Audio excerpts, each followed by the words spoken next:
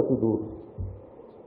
साथियों, ये हम सभी का सौभाग्य है कि हम उस विचारधारा के वाहक हैं जिसे सर्वदेव पंडित दीनदयाल उपाध्याय जी ने, आदरणीय डॉक्टर श्यामा प्रसाद मुखर्जी जी जैसे असंख्य महापुरुषों ने अपना संपूर्ण जीवन लगाकर उसको सीखने का काम किया, आगे बढ़ाने का काम किया, एक मार्ग हमारे सामने रखकर गए कि इस मार्ग पर ही चलना है। और डॉक्टर श्यामा प्रसाद मुखर्जी जी ने राष्ट्र की एकता, अखंडता और लोकतांत्रिक मूल्यों की रक्षा के लिए अपना जीवन समर्पित कर दिया। ये आज भी नारा हम लोग लगाते थे, मैं विद्यार्थी परिषद के कार्यकर्ता के नाते, कि कहते थे कश्मीर हो या गुवाहाटी, अपना देश अपना माटी, जहाँ हुए बलिदान मुखर्जी वो कश्मीर हमारा है।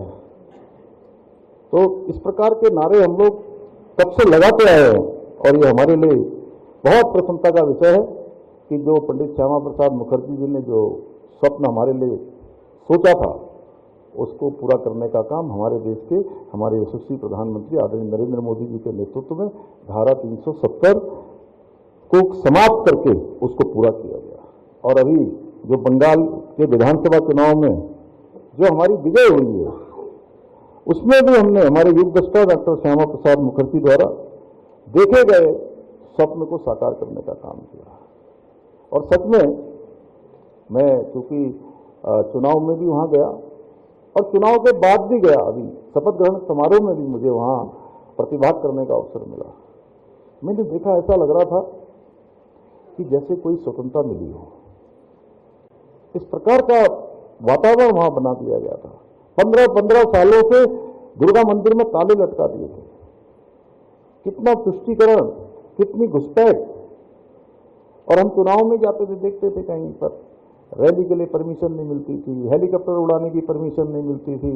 हमारा जुलूस निकल रहा है, रैली निकल रही है, उसके बीच में जो है म्युनिसिपल कॉरपोरेशन के ट्रक डाल दे रहे हैं, उसमें टेम्पू डाल दे रहे हैं। इस प्रकार से वहां पर व्यवधान होता था, जैसा ऐसा लगता था कि कहीं जो देश के अंदर पूरे देश में जो व्यवस्था चलती है उस व्यवस्था से अलग व्यवस्था वहां बन गई थी। और वो व्यवस्था समाप्त हुई और हमारे देवभूमि से गंगा निकलती है, यहाँ से गंगोत्री से लेकर गंगा सागर तक पूरा जो है भाजपा ही भाजपा हो गई। साथियों,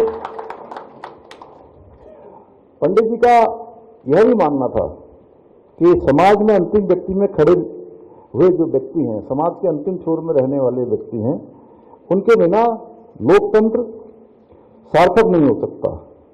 आज देश में केवल हमारी ही पार्टी, भारतीय जनता पार्टी, एकमात्र ऐसा राजनीतिक दल है जहां संगठन के स्तर पर लोकतांत्रिक मूल्यों और प्रक्रियाओं का पूरा पालन किया जाता है।